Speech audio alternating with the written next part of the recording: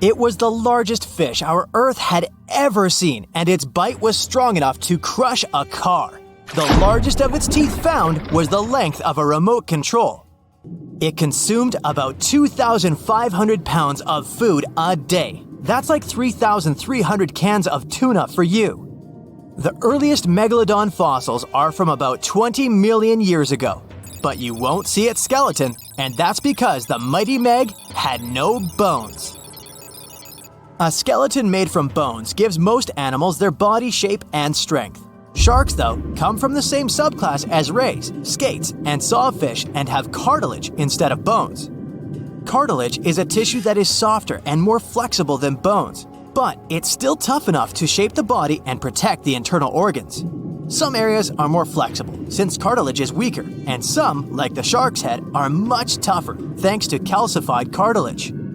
Their snouts, though, are made of really soft and flexible cartilage to work like a bumper in case of a collision with some dangers. Who knows if they'd be able to do all this with a heavy skeleton? Plus, cartilage makes their jaws more flexible, and they can open their mouths much wider than they would with a jaw made of bone. Our hero, Meg, was no exception, and it had the strongest bite of all living creatures, which was also made possible by a skeleton made of cartilage. Sharks take full advantage of their cartilage. It helps them swim and turn fast while hunting. One drawback of this type of skeleton is that it was really tricky for scientists to establish the shape and size of Meg. Normally, they would do it using fossilized bone skeletons or their parts. With Meg, they had to guess based on the teeth they found and comparisons with living relatives. A more recent 3D computer model was based partially on scans of a preserved spine discovered in the 1860s. The model showed that Meg was bigger, faster, and even hungrier than scientists had previously thought.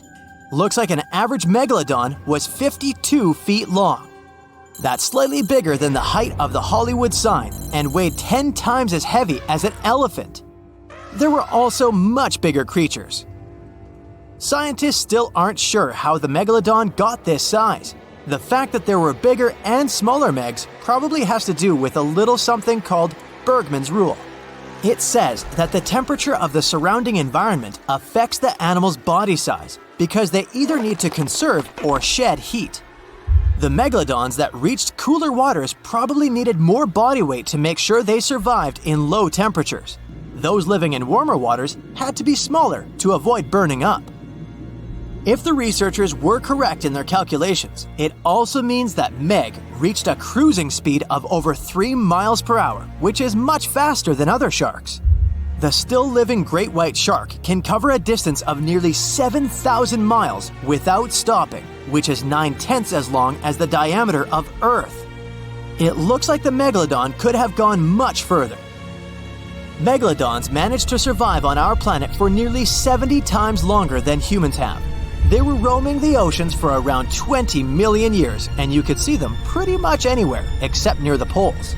Scientists discovered the most northern fossils off the coast of Denmark and the most southern in New Zealand. The reason why there were no Megalodon teeth found in Antarctica is most likely that these adapted to only warm tropical and subtropical waters. The younger ones like to keep to the shores, while full-grown adults preferred coastal areas, but they could easily move into the open ocean as well. When our planet went through a period of global cooling and drying, and the seas began to freeze around 3.6 million years ago, there was less and less room for Meg to thrive. Much of their prey, like smaller whales, seals, and sea turtles, disappeared or relocated to waters that were too cold for our hero. And at the same time, the number of its natural competitors, like smaller predatory sharks, like the great white shark, and whales, increased. This shifting food chain dynamics could have been even more dangerous for the Meg than the cold ocean water. You're used to seeing them on the big screen as heartless monsters, but these huge sharks were actually loving and caring family guys.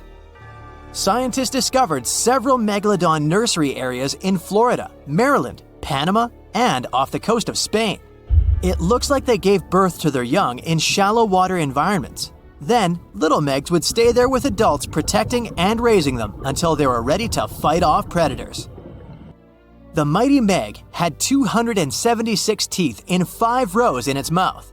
Similar to other sharks, it was fast in replacing its worn-out or lost teeth. With 4 or 5 rows of teeth in its mouth, it basically acted like a conveyor belt, able to grow back damaged or missing teeth. This means that an adult megalodon probably would have grown several thousand teeth throughout its lifetime. Although the great white shark is often mentioned as Meg's closest relative, they'd hardly be distant cousins. The ancestors of today's great white existed at the same time as the Meg, but they weren't best friends and even rivaled each other. The great white shark wouldn't win in a head-to-head fight with a Meg, but it was a better hunter using its smaller size and agility to snap up the giant's prey quickly. This only left the bigger fish and whales for the Meg, but its food supplies began to run out as the whales swam to the cooler new seas. Rather than a great white, the Megalodon is more like a modern bull shark. It had a short snout, a flat lower jaw, and huge pectoral fins to support its massive weight and size. We also speak of Meg as an extinct giant, but can we be 100% sure it isn't hiding somewhere as we speak? After all, we've only explored 5% of our oceans altogether. The Mariana Trench is the deepest oceanic trench on Earth, and you could dip the whole of Mount Everest in its deepest part, and over a mile of it would still be above the surface. If a megalodon or two needed a place to hide, that would be the perfect spot. It wouldn't be the coziest place to live, though, with its cold water and total darkness. Plus, the pressure there is 1,000 times stronger than at sea level. So, if a Meg really were hiding down there, it would have serious issues with its teeth, because calcium would dissolve under that pressure. To survive here, it would also need to learn to navigate in complete darkness. That means it would have either become bioluminescent or evolve to grow massive eyes like the giant squid. If the Meg were still around and true to its dietary choices, it would have to eat smaller fish, and that would be a problem for us humans. Especially those of us who love fish, that is. And the ocean isn't cooling down these days. The Megalodon would love its temperature and would thrive and reproduce faster than ever. Those giants would create some massive problems for cargo ships and cruising vessels. In case you're now scared at the thought of meeting a Megalodon, relax. Most scientists don't think it's possible because of our hero's size. Most foods that megalodons like to eat live in shallow ocean areas and not in the deep, deep sea. Meg would need to come up for dinner every now and then, and it's kinda hard to miss a creature this big. They're both giant prehistoric creatures to us, but the megalodons and the dinosaurs never actually coexisted. The dinosaurs probably died out about 66 million years ago. Megalodons seem to have appeared a bit later. Your heart is racing. You're running for your life from one of the biggest creatures you've ever seen. A giant reptile on 2 legs, sprinting right behind you. You hear the sound of a raging river next to you, but decide not to jump in. Thick leaves and bushes keep blocking your path, and you keep getting stuck in the mud. Everything around you is out to get you, and there's nowhere to hide. You spot a hollowed-out tree trunk and crawl inside. Whatever's out there is getting closer and closer. You hear deep guttural breathing and huge stomping. It's getting closer. You see a large tail from a crack in the tree trunk, swinging and knocking down bushes and small trees. Whatever it is, it's sniffing you out like those dogs at the airport. And right next to your face are giant bugs the size of a house cat. Perfect. You've always been scared to even look at crawly little things, but this one's so close and so big, you can actually see its facial features. It's looking at you like you're the alien. You want to scream, but can't.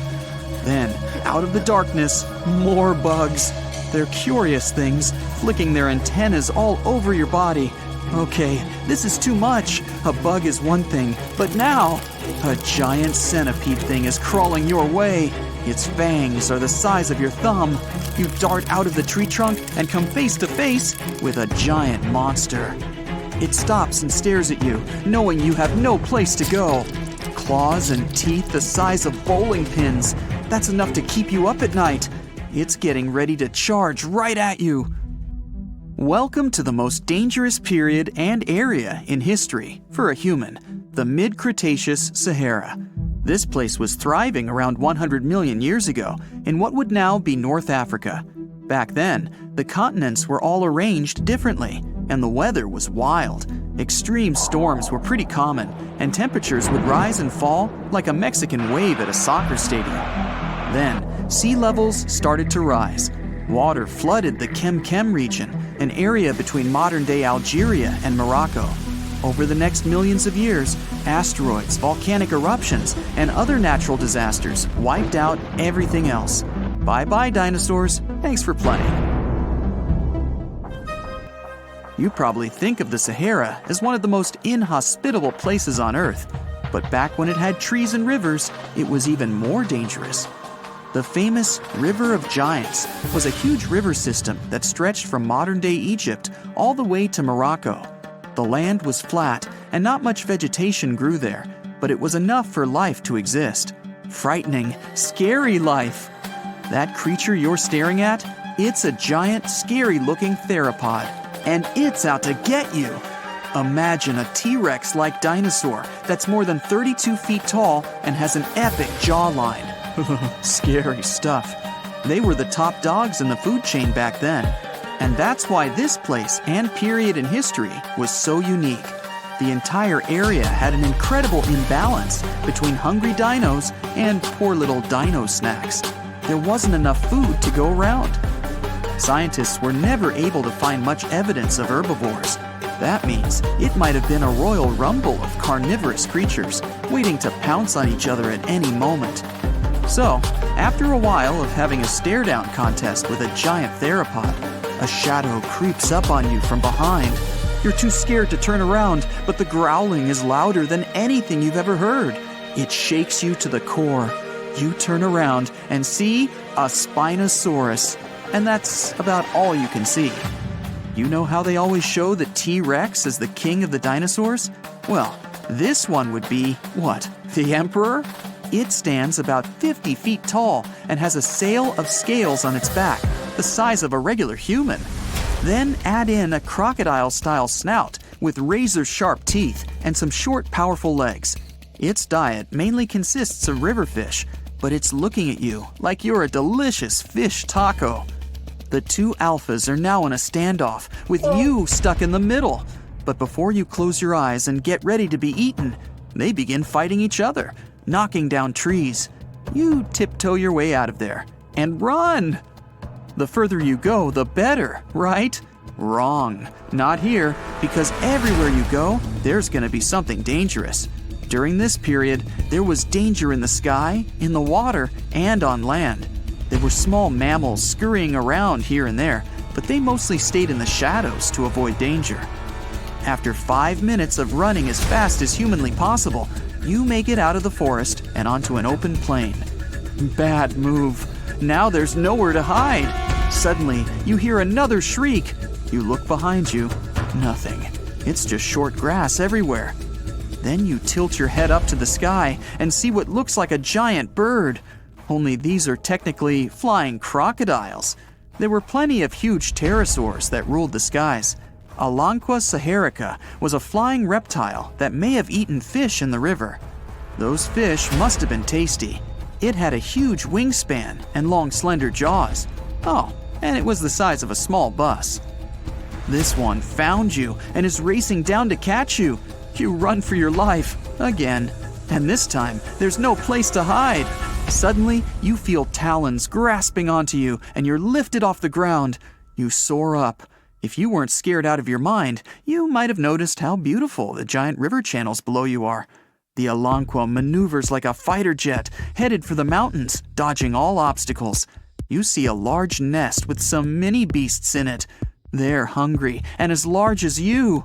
Not a great combination. You try to break free, but it's impossible.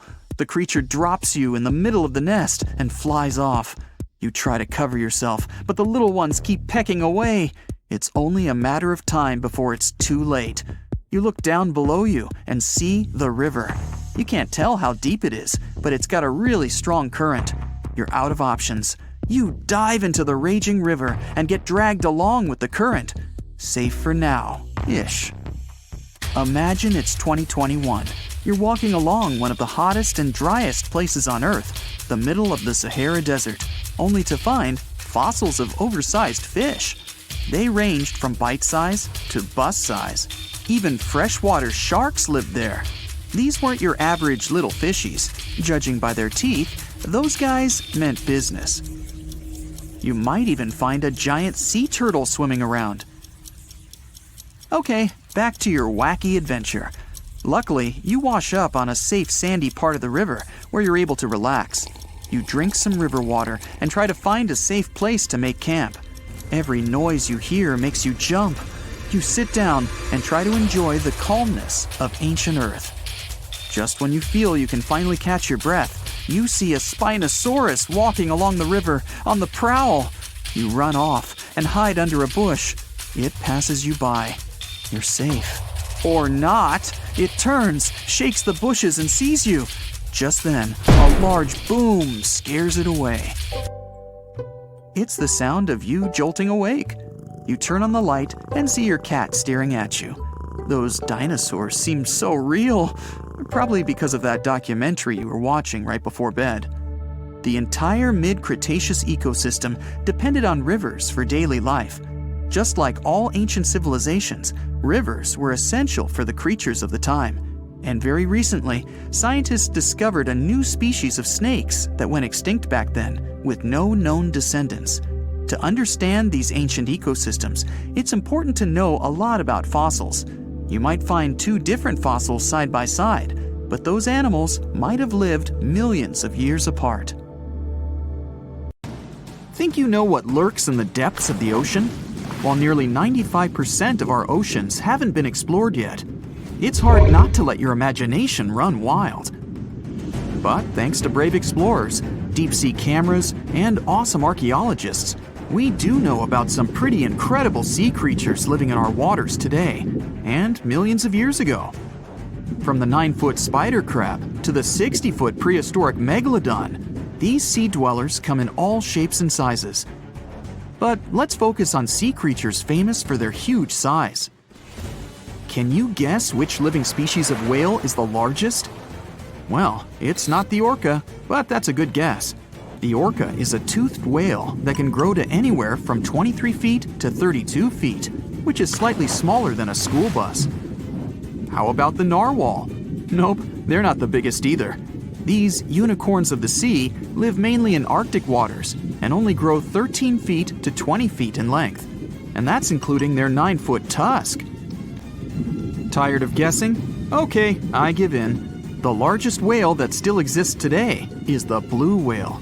At a jaw-dropping 82 feet to 105 feet, the blue whale is not only the biggest whale we know of, but is currently the largest animal to have ever lived on Earth.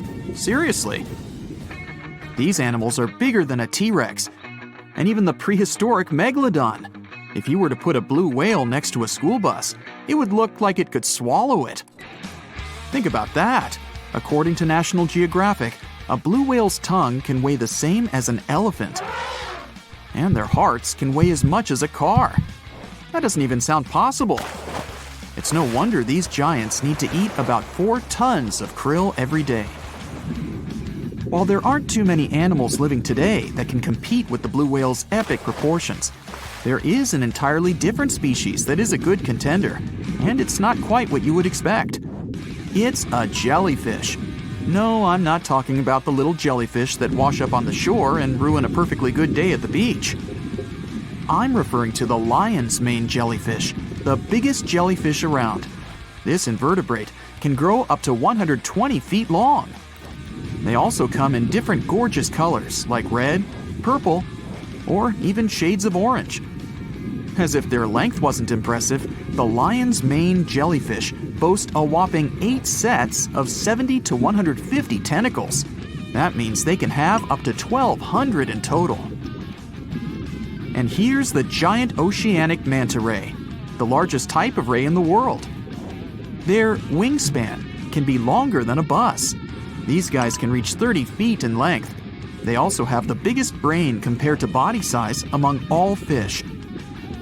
Unlike their stingray cousins, mantas don't have venomous tails. And while the lion's mane jellyfish and the blue whale are yet to be beaten for the longest sea creature, there is one marine creature that can grow even larger in length. The Portuguese Physalia physalis, tentacles and all, can reach a length of 165 feet long, and that's according to mentalfloss.com.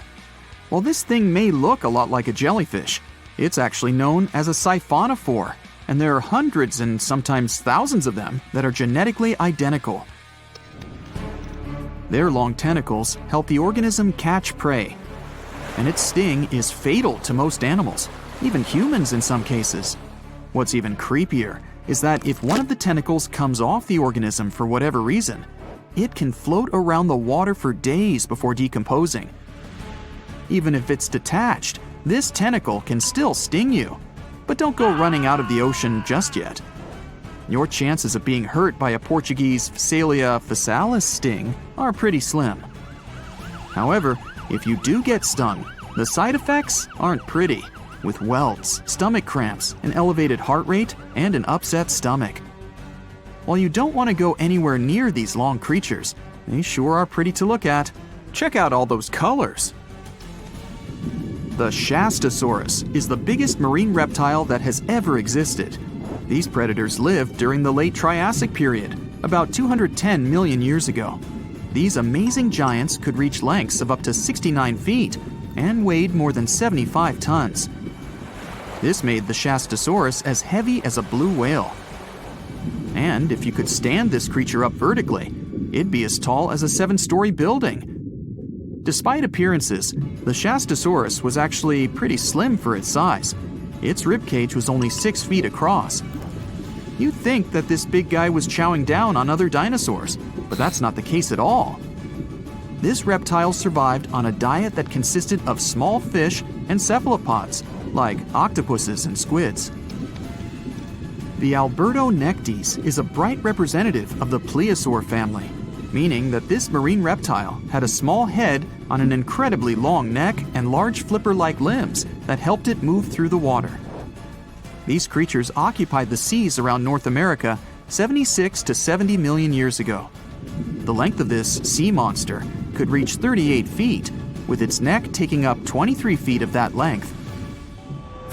Its neck was a true record breaker. It had a whopping 76 bones in it. No other animal known to humankind has had so many vertebrae in its neck. Scientists aren't sure why they needed such a lengthy neck. They might have used it to collect shellfish off the seabed, or perhaps it helped them capture their main prey, fish and squids. This aquatic reptile also had gastroliths in its stomachs.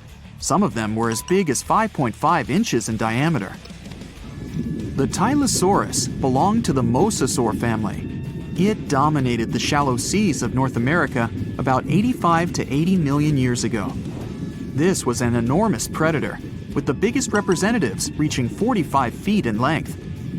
It had a narrow hydrodynamic body with a blunt, powerful head that the animal used to ram and stun its prey. Its body was equipped with agile flippers and a long tail decorated with a maneuverable fin.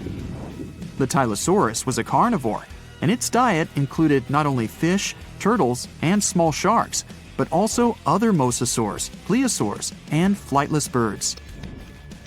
Meet Ophthalmosaurus. This prehistoric reptile thrived during the late Jurassic period and lived in oceans all over the world. Ophthalmosaurus weighed somewhere around 6,000 pounds and grew to approximately 16 feet long, according to newdinosaurs.com.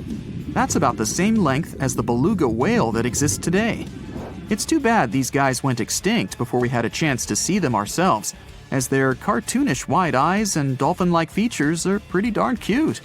Of course, the Ophthalmosaurus evolved over time to become ophthalmologists, or eye doctors that we know today. No, that's just a lie. Just testing you. The Mosasaurus is a truly gigantic predator that dominated the seas all over the world about 66 million years ago. According to fossil evidence, some specimens could be more than 50 feet in length. This fact makes the Mosasaurus the biggest marine carnivore of its time. One of the most terrifying things about this creature was its crocodile-like head, decorated with literally hundreds of razor-sharp teeth, neatly organized in 2 rows on both jaws. The thing is that it was pretty challenging for the Mosasaurus to grab its prey in the water. That's why it had all these teeth, plus something special: pterygoid teeth anchored to the bones on the roof of its mouth. This made hunting and holding onto its prey much easier. The Styxosaurus belonged to the plesiosaur family and lived during the late Cretaceous period, around 85 to 70 million years ago. Upon first glance at this dinosaur, you might mistake it for a sea snake, and it'd be an honest mistake. Styxosauruses were about 35 feet in length, but over 16 feet of that consisted just of their long snake-like neck. They had a comparatively small body and weighed approximately 4 tons. Their mouths were full of razor-sharp cone-shaped teeth that they used to catch fish. They didn't need to chew their prey, thanks to the 200 small stones called gastroliths in their bellies that probably aided in digestion. At the same time, some scientists believe that the Styxosaurus used these stones to sink to the ocean bottom in search of particular types of fish. Looks kind of like Nessie to me. That award for the smallest heart in the world goes to a fairy fly. It's a little insect that's about as thick as a piece of paper. You'll need a microscope to see its heart. Despite the name, this creature isn't a fly. The fairy fly is actually a wasp. If you ever get a chance to look at one under a microscope, you'll see the resemblance. Moving over to bigger but equally impressive hearts from the animal kingdom, zebrafish have a very cool ability when it comes to their tickers, which are only about 0.04 inches in diameter. Their hearts can regenerate. If a zebrafish's heart ever gets damaged or has a problem, most of the time it can repair itself.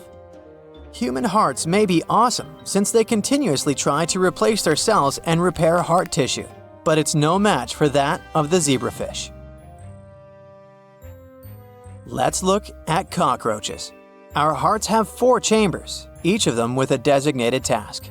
The system can't function without all 4 working properly.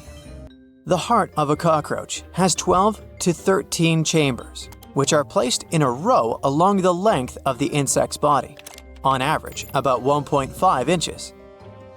They work separately since they're powered by different muscles.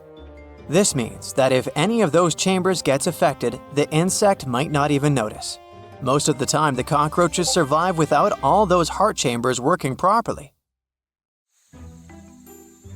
A hummingbird's heart can beat up to 1,200 times per minute. The heart of a human athlete might only go as fast as 220 beats per minute. Despite being one of the smallest hearts in the world, that of a hummingbird is quite large compared to the bird's full size. It amounts to about 2.5% of its total body weight. By the way, the blue-throated hummingbird flaps its wings up to 15 times each second. It's so fast that this movement cannot be perceived by the human eye. That impressive speed is backed up by an even faster heart, which beats up to 21 times each second. Ever heard of the emperor penguin? It's not a penguin species that just happens to have a crown on its head, if that's what you're thinking. They are fascinating swimmers that can dive deeper than any other bird, up to 700 feet.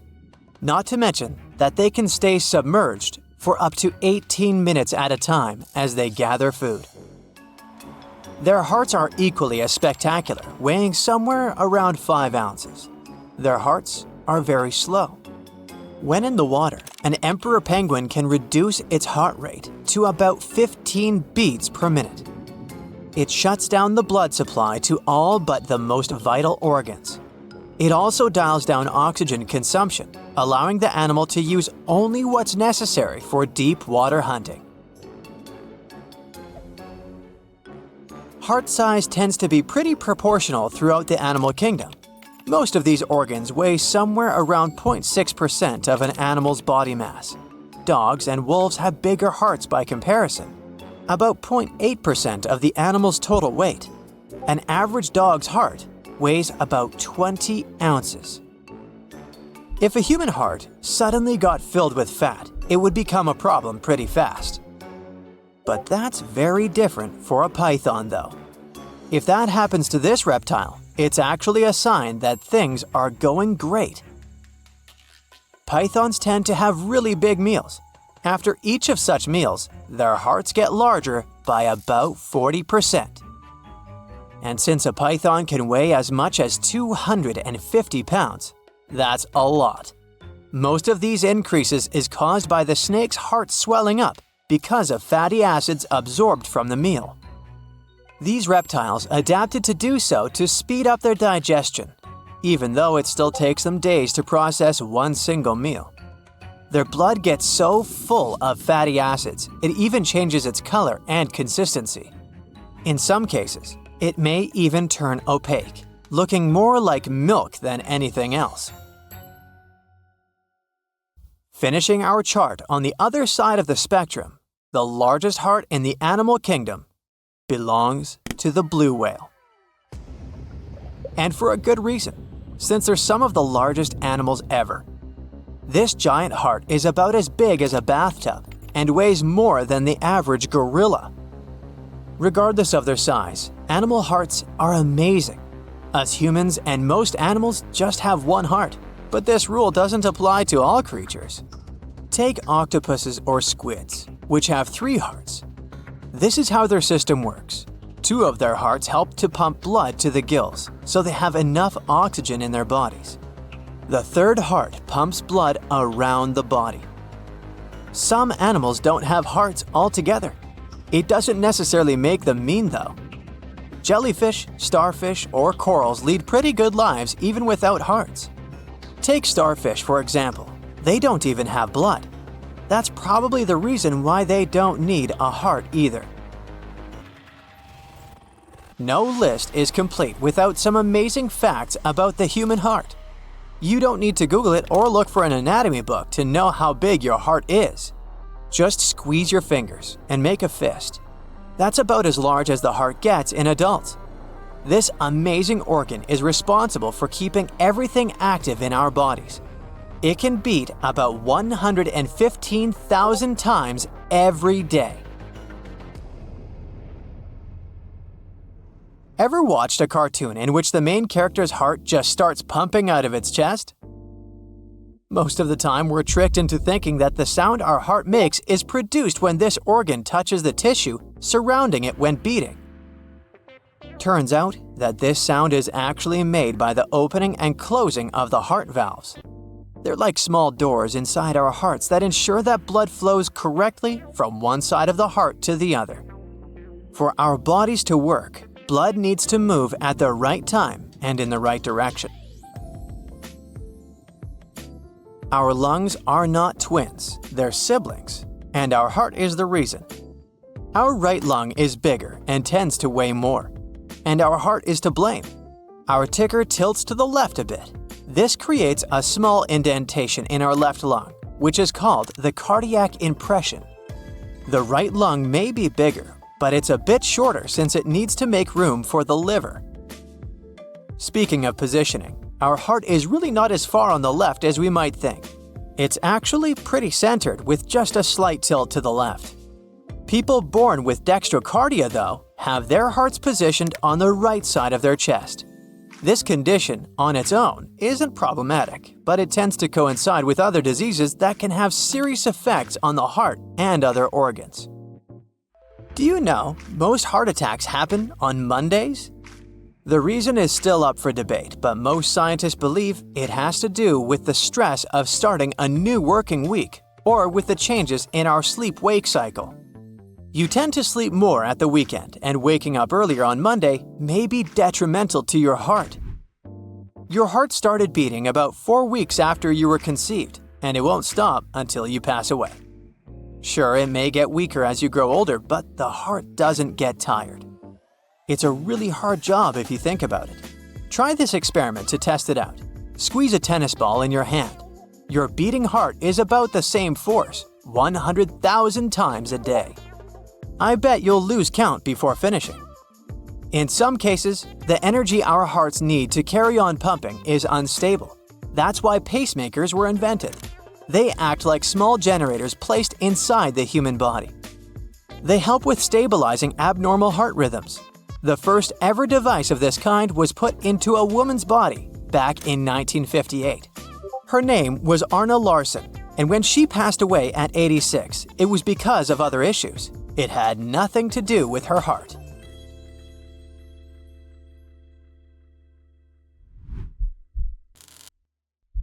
Now, dinosaurs ruled our planet for over 165 million years, and some walk on our planet even today. Well, at least some of their descendants.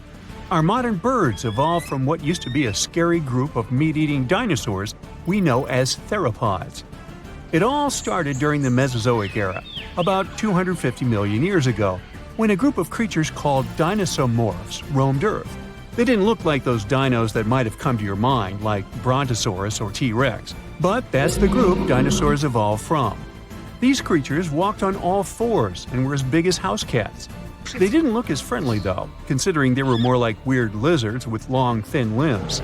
As you'd expect, this group wasn't exactly at the top of the food chain, but they were really fast and agile, which helped them survive. Over time, they adapted and started walking upright, so their legs were under their bodies instead of out to their sides. And over time, dinosaur started growing long tails and bigger leg muscles. Their necks became stronger to support the new position they were in, and they even got extra hip bones that helped them move faster and more efficiently. That's when dinosaurs came on the scene, somewhere between 240 and 230 million years ago.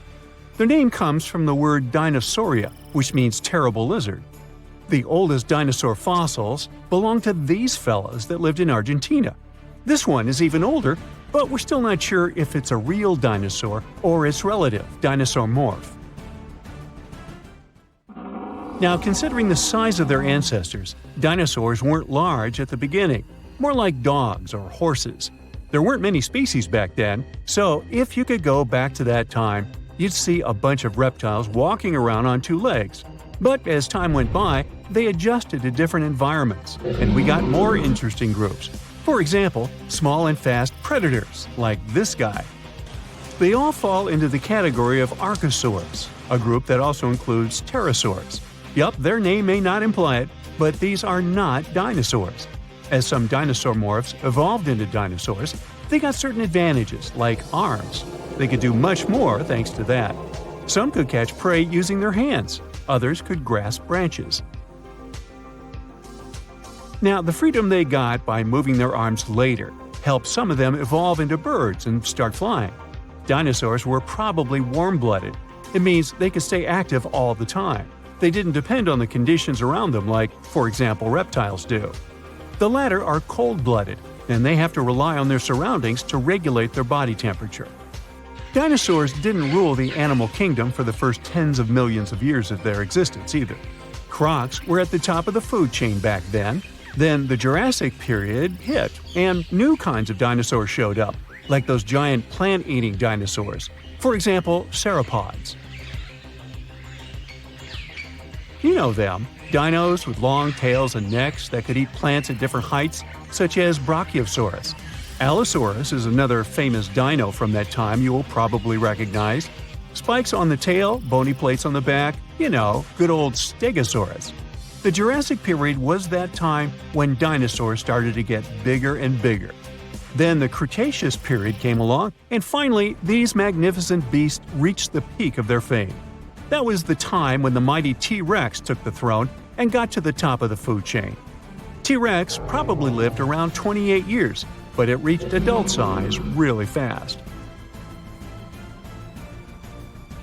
Now, it wasn't easy to survive back then. T-Rex falls into the category of tyrannosaurs, and scientists have found out those fellas were fierce even when they were at a pretty young age. They discovered a fossil of a teenage tyrannosaur that was 75 million years old, and it had two baby dinosaurs inside its stomach. They realized that when tyrannosaurs were at a young age, they went for small dinosaurs, such as these guys, their dino cousins. As they grew older, they started taking on bigger challenges, like those peaceful giant dinosaurs that like to hang out with their group and eat plants. But large predators weren't the only ones that would have made you shiver with fear. That was also the time when fast and smart creatures called velociraptors show up. They weren't some scaly dinosaurs that would catch their prey using those claws in the shape of sickles, like shown in the movies. Their bodies were covered in feathers, and they would grow up to 100 pounds, which is about the size of a wolf. And to bust one more myth, they didn't hunt in packs. Velociraptors probably preferred to hunt solo and use their claws not to slash their prey, but to clutch it. T-Rex and Velociraptor fall into the group called theropods. We mentioned them at the beginning, the creatures today's birds evolved from. But even though Velociraptors were covered with feathers, they still couldn't fly. Their wishbones weren't shaped in a way to support flying, and their arms were too short. Maybe it was better that way because during the Cretaceous period, flying dinosaurs called pterodons were the ones that took over the skies. Things had been going really great for dinosaurs until one unfortunate day 66 million years ago when an asteroid hit our planet. It's not that the asteroid itself erased all the dinosaurs right away, but it caused changes in the environment, which made it way harder to survive. At that time, about 75% of animals living on our planet went extinct. The asteroid was really big. When it hit Earth, it created a giant crater in the Yucatan Peninsula and sent a lot of debris into the atmosphere, which blocked the sun right away. For months, dense clouds of dust blocked sunlight. Our home planet was darker and colder than before, which wasn't good for plants. Creatures that ate plants couldn't survive those changes either. So it all turned into a chain reaction when most of the ecosystem collapsed. When the dust finally cleared, all those greenhouse gases that had formed after the impact made temperatures go way higher than they had been in a really short period of time. All land animals that weighed more than 55 pounds were gone. But not everything disappeared. There were fewer plants, but they were less affected than animals, all because their pollen and seeds can survive really messed up conditions for a longer time. So, what we have today is basically the seeds we were left with back then. After the asteroid hit, flowering plants dominated our planet. All non-bird dinosaurs went extinct too. Some species survived as birds. At first, those brave survivors were small, but later, birds evolved to bigger sizes. Now, there's a study that says that if the asteroid had slammed into some other spot on Earth, the fate of many creatures and plants would have been very different. If the rock had fallen maybe a couple of minutes later, it would have hit deeper waters. Less rock would have vaporized and risen to block out the warmth and light coming from the sun. In that scenario, we'd probably still have dinosaurs around. For example, Triceratops was one of the last dinos that had nothing in common with birds. If the asteroid had missed our planet, we would see some of them still roaming around. But since evolution never rests, maybe in a little bit different form. Are you sure that it was an asteroid that caused the extinction of dinosaurs?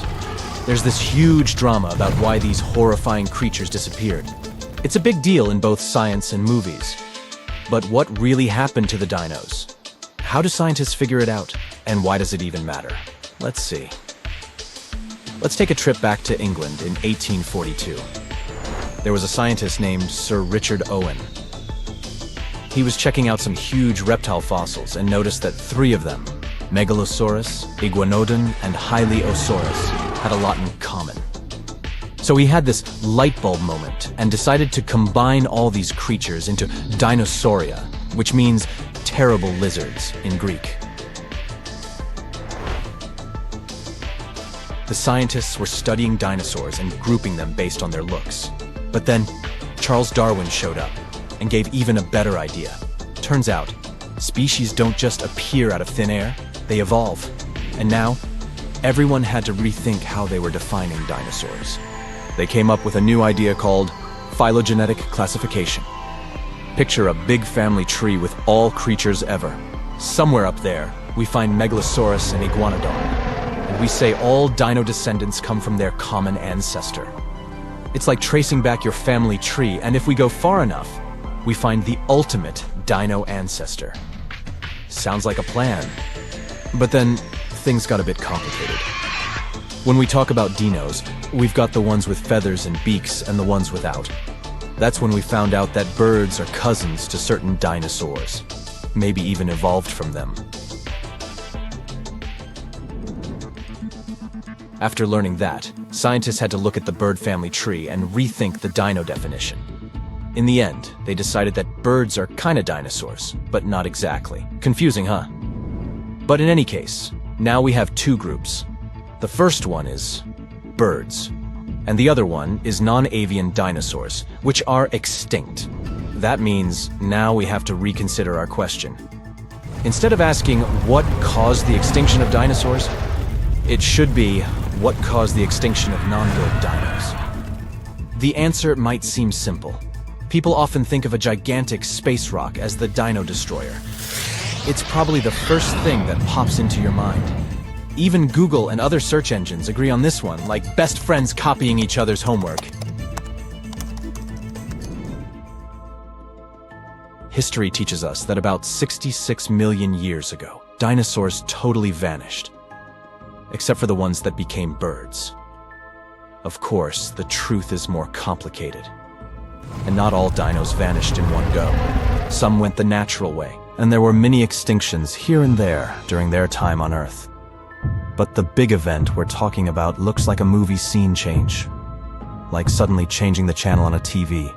One poof. And the Earth went from the time of dinosaurs to the time of mammals. Scientists call these time periods the Cretaceous and Paleogen.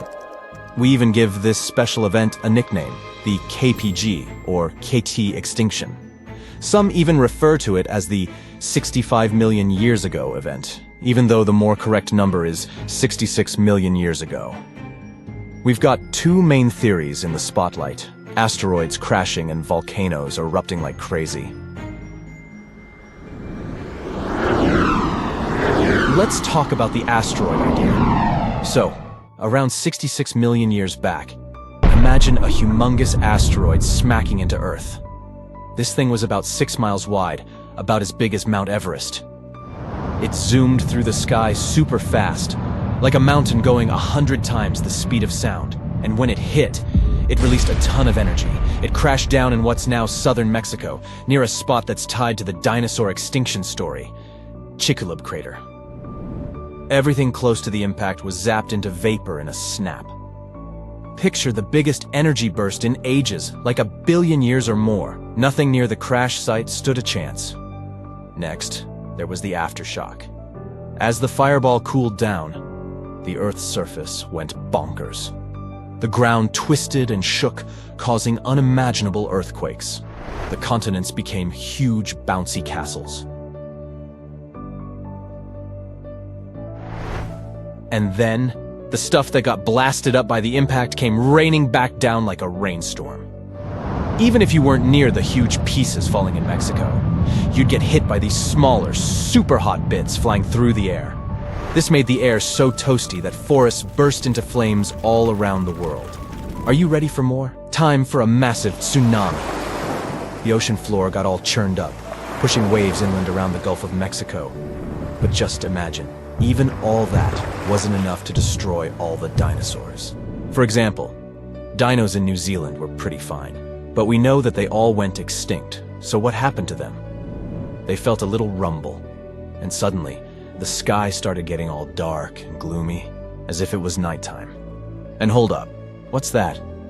A blanket of ash is slowly creeping around the whole planet. Now, here's where the real drama happens. The big problem with the asteroid crash wasn't the instant boom you might think. It's all about the long-term effects. Imagine the stuff that got blasted up into the sky blocking the sunlight.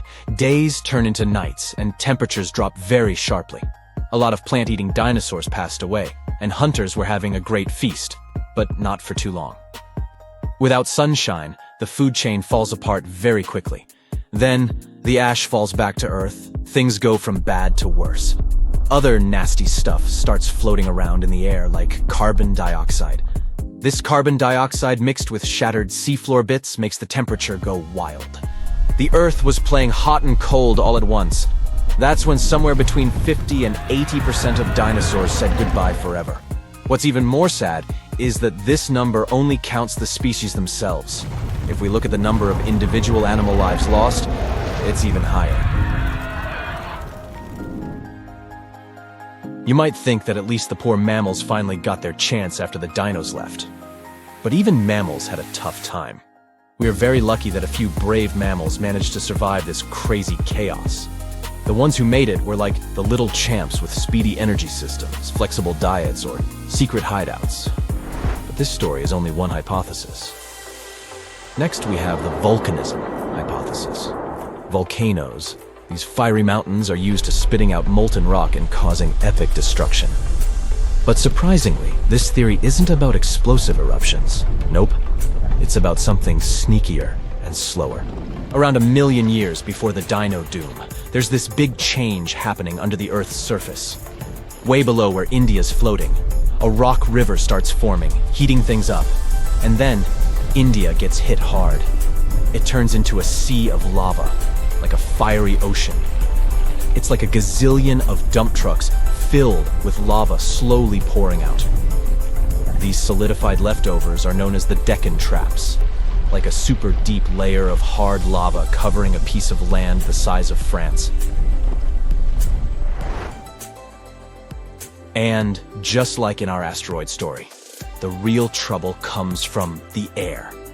For hundreds of thousands of years, sulfur dioxide spread like an unstoppable shadow. It was making the sky gloomy and the rain toxic. Food sources turned into poison, and oceans became acid baths. And then, carbon dioxide took the stage. It was like a temperature button, flipping the Earth's climate upside down. It was a roller coaster of chaos. The ecosystems were stressed, food chains snapped, and species waved goodbye one by one. Both theories seemed pretty realistic. All the experts were having a big debate about which theory was correct and why the dinos disappeared. So, what is the real answer? Unfortunately, we don't know. Some scientists support one theory, some support the other one. And we're left scratching our heads. But hey, don't be too hard on the media or the scientists. They're all doing their best to figure out the mystery of the dinosaurs' disappearance. And maybe one day, we'll finally learn the real answer. So, stay tuned. Big herds of dinosaurs run through the forest.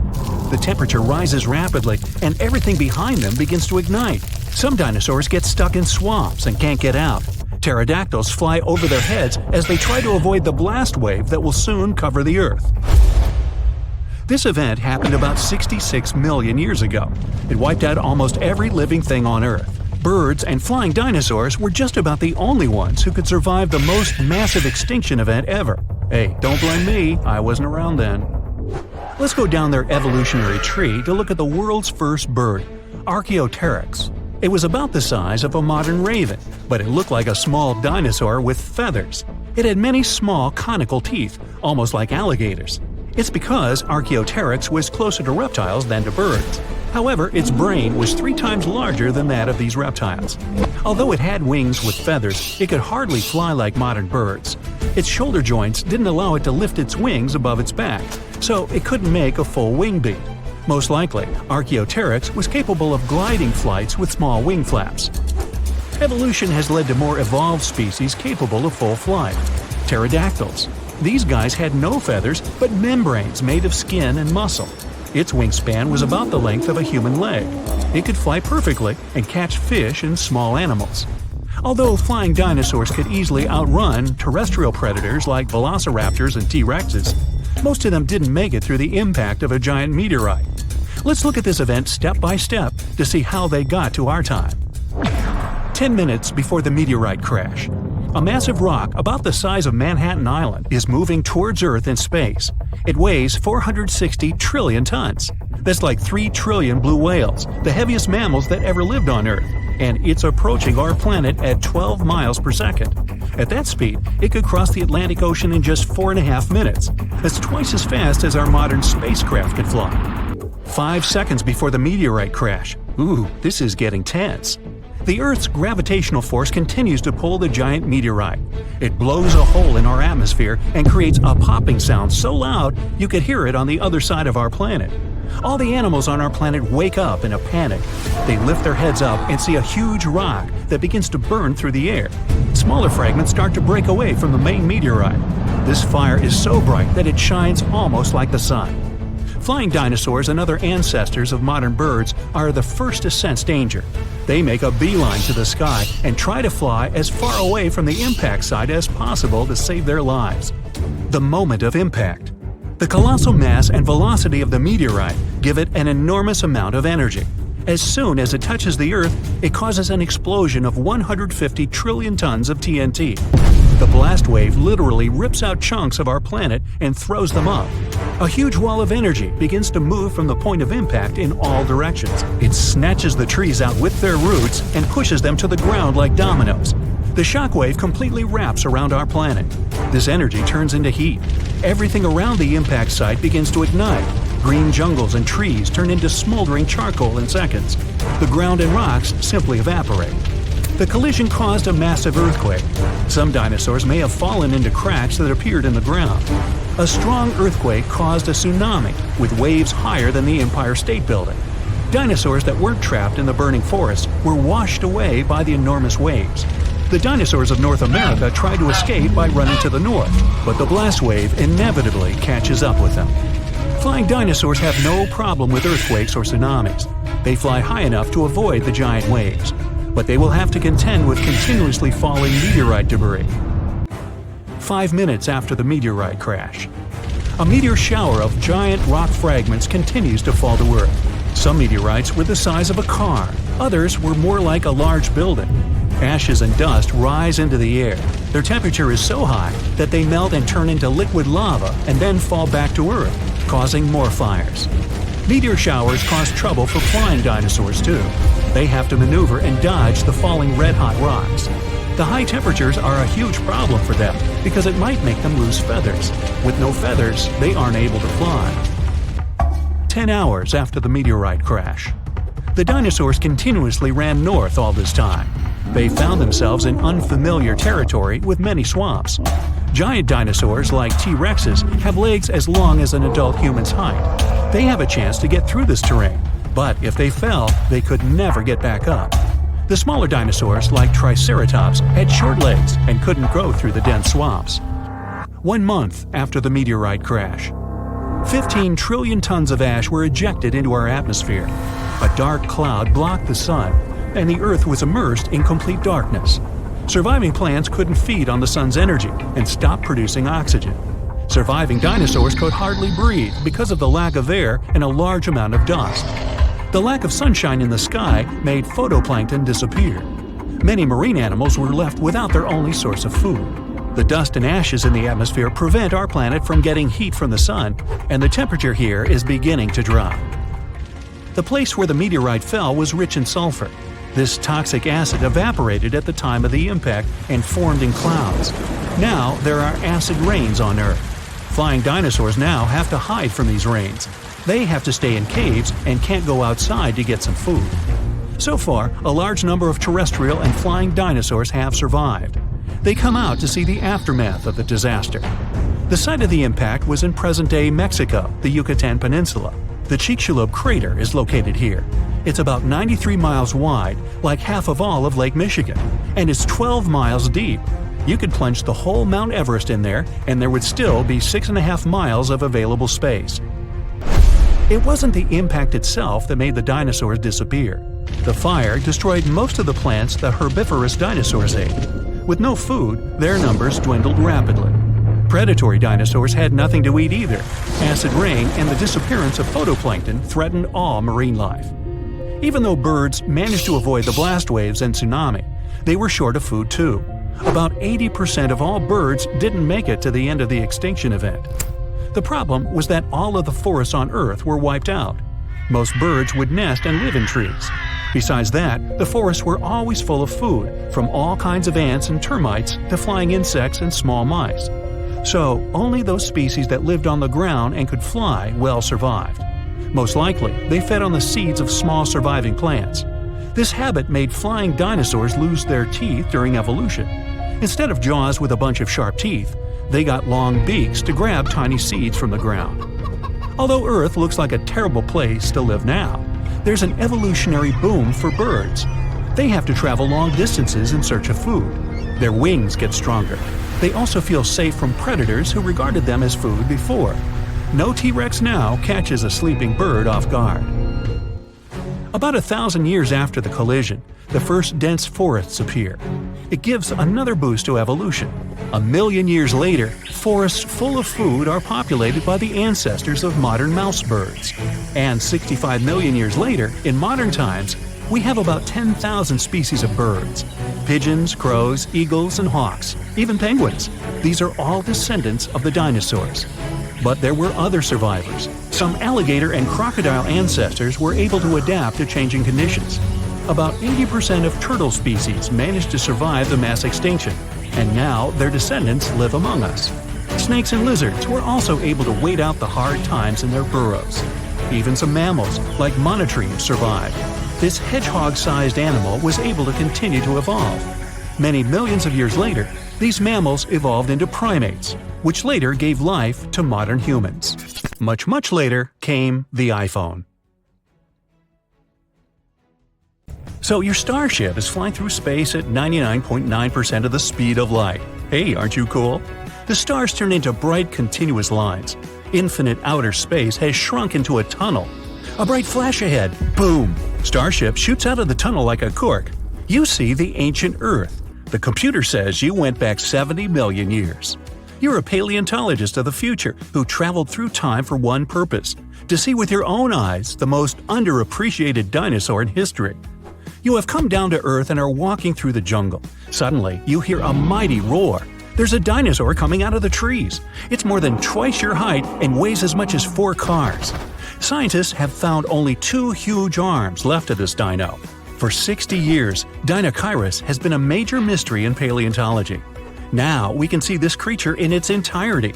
They managed to find a complete set of fossils in Mongolia. Translated from Latin, the name of this dinosaur means terrible hand. Apparently, this dino was lousy at playing poker. Dinosaurus is an animal cocktail that nature has prepared to make you both shriek and laugh. Let's take a look at it from the point of view of the evolution itself. First, we take the T-Rex. Dinosaurus and the king of the dinosaurs are about the same size. From the T-Rex, we'll only leave the powerful hind legs and the long tail. Instead of small forelimbs, we'll attach mighty 8-feet-long arms. And let's not forget about the fingers with razor-sharp claws. Each claw is as long as a kitchen knife. Then we add a hump like a camel's, a neck like an ostrich's, and a horse's head. And instead of a toothy mouth, we put a duckbill. Now our Dinosaurus is ready. It also has long and sharp claws on its flat feet. Such broad soles help it walk along the river bottom and not sink into the silt. Most scientists believe it was covered in feathers too. Plants were the main dish on this dinosaur's menu. To digest plant food, Dinosaurus swallowed stones. Many modern birds do the same. Stones in the stomach grind the tough plant fibers. In one of the Dinosauruses, scientists found 1,400 of those. Yes, this dino had a huge belly, which slowed it down a lot. With such a size, Dinosaurus lived for a very long time, 75 to 300 years, give or take. In a 100-million-year-old piece of amber, they found strange bones. They belong to the smallest dinosaur known to science. Take 2 paper bills from your wallet. This dino weighed the same. It was about the size of a modern hummingbird. Scientists don't know what the tiny dinosaur looked like more, a lizard or a bird, but they're pretty sure it could fly and hunted insects. Over 100 sharp teeth confirm that. What happens when you cross a chicken and a crocodile? You get one of these bad guys, a Hesperonychus. This dinosaur was small but had quite an attitude. It lived in North America and probably hunted mammals. It weighed only 4 pounds and was covered in feathers like a chicken. If the sloth was a dinosaur, it would look like a Suzhou lizard. It moved on 2 legs, was as tall as a modern giraffe, but weighed 3 times as much. Suzhou lizard had feathers on its body, and a long neck helped it look in all directions. Overall, the tail of this dinosaur made it look like a giant rat on 2 legs. When scientists first saw the fossils of this animal, they didn't believe they were real. The Hulscoraptor looks like a hybrid of a velociraptor and an ostrich, only this dino was the size of a goose. The creature's strong hind limbs confirmed that it could walk on land. The dinosaur hunted fish, diving underwater for its prey. Now, we're used to flying animals having 2 wings, but evolution loves to break the rules. The Microraptor had 4 wings. Strong feathers were attached to each of those. The dinosaur weighed no more than 2 pounds. Its feathers were black and shiny like a crow's. There are no birds on the planet that have 4 wings. That means they evolved from 2-winged dinosaurs. Microraptor was the dead-end branch of evolution that didn't give way to any new species of animals. It seems that this hard-to-pronounce guy, I'll give it a shot, Tanystrophus, was a dinosaur drawn for a cartoon, but it existed in reality and lived in the water. It weighed 300 pounds and was 20 feet long. Half of its body was a flexible neck the size of a green anaconda. Scientists don't know why the creature had such a long neck. Most likely the dinosaur used it to catch fish or play jump rope. Imagine that 66 million years ago, I wasn't around then, an asteroid didn't crash into our planet. The dinosaurs didn't disappear, and the mammals failed to dominate the Earth. This means the primates didn't evolve and remained in the trees. Who would have taken the place of primates in such a world? Many scientists believe it could be Troodon. The dinosaur had the largest brain relative to body size. It walked on 2 legs and was about the size of a human. Hypothetically, Troodon could evolve and become as intelligent as we humans are now. By the way, the smallest brain relative to body size belongs to Stegosaurus. It was the largest of the armored dinos. It was a plant eater, but its powerful tail and sharp spikes were feared by all hunters of the age. A Stegosaurus weighed almost 4 tons, but its brain was meh, not much larger than a hot dog. Pagomastax was no bigger than a domestic cat, and it ran wild and free in Africa 100 to 200 million years ago. Imagine a bipedal lizard that looks like a parrot. Pagomastax was covered both with feathers and porcupine-like quills. It had a beak, but 2 sharp fangs grew from the lower jaw. Still, the creature's scary appearance is deceiving. The dino ran fast and could bite hard, but it was a peaceful plant eater all the same. Now, this one, Linhenicus, lived 80 million years ago. It resembled an ostrich that weighed like a medium-sized parrot. It could run quickly and hunted insects. Instead of arms, this dinosaur grew 2 tiny fingers with claws on their ends. It's the only one-fingered dinosaur known to science. This strange creature was one of the ancestors of modern birds. Jeholopterus was a flying dinosaur, looking as if it came straight from a sci-fi movie. It looked like a cat with bat wings. The creature was feeding on insects, but there's another theory that it could feed like a mosquito. This dino landed on the backs of large dinosaurs and pierced their thick skin with sharp fangs. Now, this is a fairy tale unicorn. It's as white as snow, beautiful and graceful. And this is a Qingdao lizard, the real-life prototype of that horned horse. A bony horn more than 15 inches long grew on its head. Perhaps the horn helped float in the water, attract partners, or make different sounds. The fairy tale unicorn is definitely cuter than this prehistoric creature. Our next guy, Inostrancevia, resembled a cross between a lizard and a tiger. Imagine an animal that weighs as much as 5 wild boars, with the body length of a sedan. Limbs with sharp claws, fangs similar to those of a saber-toothed tiger, and powerful jaws. It was one of the most dangerous animals that roamed the planet Earth. It occupied a niche that today belongs to lions, tigers, and other large cats. Next, please. Epidexeturus. Now, this is a small dinosaur about the size of a pigeon. It couldn't fly, but it was one of the first dinos with feathers. They were different from those of modern birds, though. They weren't divided into separate threads, but were whole and resembled plant leaves. This big guy, Therizinosaurus, isn't only known for its strange appearance and size, although it was as tall as a 5-story building and weighed like an elephant. The giant was notorious for the largest claws on the planet. It was really a manicurist's nightmare. 2-inch-long scythes protruded from its fingers. Despite those horrific appendages, it ate plant food, chewing it with its small teeth. The humongous jaws were needed to pull leaves off of tall trees. Ouch! Hey, I'm growing here! Meet the largest animal that flew in the earthly sky, Quetzalcoatlus. Just imagine a creature with a wingspan almost the width of a basketball court. To lift such a machine, it needed to be lightweight, so it only weighed as much as a modern pig, with its wings looking like a thin membrane. They stretched from the bottom of the legs to the elongated fingers. Artists often depict this creature covered in feathers, but its body was actually coated with fibers similar to human and animal hair. Acrotholus is an unusual dinosaur that wore a cap made of hard bone. No, not a baseball cap. The creature was the size of a Labrador retriever dog, but not as friendly. It wouldn't run after a stick. Rather, it would rush and ram its hard head into the rival of the same species or a predator. It was a 40 feet long and 12 feet tall beast, the king of dinosaurs. Its massive and muscular body weighed up to 8 tons. Its serrated teeth were sharp, and its jaws had a bite so strong they could crush a car. The creature had 2 powerful legs. It lived in forested river valleys all across North America, almost 70 million years ago. I'm talking about the most famous movie star among dinosaurs, T-Rex. It was very smart, with a brain twice as big as that of any large meat-eating dino. It was slower than other hunters, developing a speed of up to 12 miles per hour. Its other weakness was its small arms. Some scientists think they were just an evolutionary leftover, like the pelvic bones of some snakes. But others believe T-Rex used its arms to hunt. Its 4-inch claws helped the animal out. T-Rex was undoubtedly frightening, but surprisingly, there were even scarier dinosaurs in the past.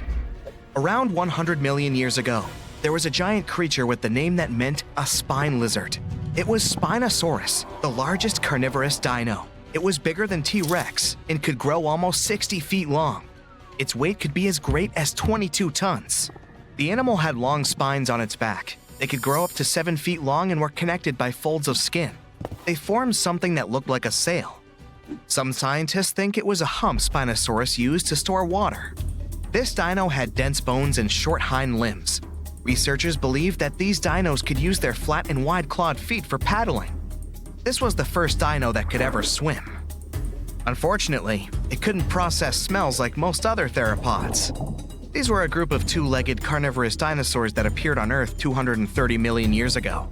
That's why the animals the creature hunted could hide from it on land. The Spino dino spent most of its time in the water. It roamed the swamps of North Africa and mostly fed on fish, big prehistoric sharks, and sometimes other dinosaurs. It had a long, thin, and narrow snout like a crocodile. Unlike other dinos of its kind, which had curved teeth, Spinosaurus had conically shaped straight teeth. Giganotosaurus, which is the Greek word for giant southern lizard, was considered the largest meat-eating dino until Spinosaurus was found. It lived around 100 million years ago in South America, around 30 million years before T-Rex appeared there. It was longer and taller, but more slender than T-Rex. And while T-Rex had 2 fingers, this giant had 3. It walked upright on its 2 big and very strong legs. Its tail was pointed and thin, which helped the creature make fast turns while running and keep its balance. The animal could move at a speed of up to 31 miles per hour. T-Rex's maximum speed was 25 miles per hour at the most. Any faster than that, and the giant could lose its balance and fall over. Giganotosaurus had 2 arms with sharp claws. It was mostly an opportunistic meat eater, feeding on everything it found on its way. Its bite wasn't as strong as T-Rex's, but it still managed to deal with some bigger animals, like herbivore dinosaurs. Maybe there was even an Argentinosaurus among them, the biggest animals ever found. It's hard to imagine how Giganotosaurus could take down a 50-ton beast on its own. That's why scientists think they may have hunted in groups. The animal's only weakness was its small brain. It was twice smaller than T-Rex's. This means the T could at least win a chess game. Big retractable sickle-shaped claws in the creature's feet are great for cutting. Ladies and gentlemen, welcome Utah Raptor. That's a mini T-Rex that lived 125 million years ago. If a big T-Rex was coming for you, you could hide under a rock or some other place where it wouldn't be able to reach you. But there would be no place where its mini version couldn't follow you. Discovered in Utah, strong, toothy, and armored with huge claws, more than 9 inches long, an adult Utah raptor was 20 feet long and 5 feet tall at the hip. These creatures were covered in feathers. This is why fully grown animals look like gigantic turkeys. The Utah raptor's main weakness was their size. They were a bit smaller than many other dinos, but these guys made up for that by hunting in packs. Allosaurus, which means a different lizard in Greek, was a massive carnivore reaching 40 feet in length and weighing 2 tons. It roamed the earth around 150 million years ago. Similar to T-Rex, this dino had strong back legs and a large snout. Its mouth was full of sharp teeth. The animal easily lost them when eating, but they usually grew back. Allosaurus was already fully grown by the age of 15, and its lifespan was around 28 years. The creature had a short neck and a long, narrow skull, disproportionately big compared to the rest of its body. This dino also had a pair of horns above its eyes and ridges along the top of its nasal bones leading to those horns. Allosaurus chased big herbivore dinosaurs. When several Allosauruses gathered in a group, they could take down even such colossal creatures as Apatosaurus.